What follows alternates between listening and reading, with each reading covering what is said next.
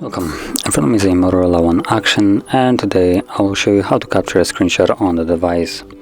So to get started, you want to open up the content that you wish to capture, which for me I'm going to use settings as an example.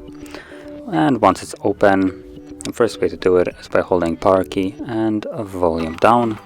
Both of the keys at the same time. You'll get this animation, and that's basically the screenshot being captured.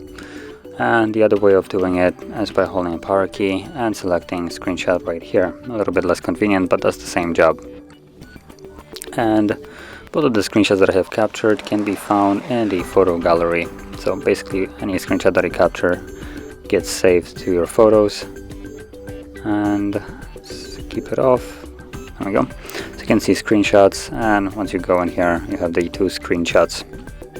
So that is how you would capture it. And if you found this very helpful, don't forget to hit like, subscribe, and thanks for watching.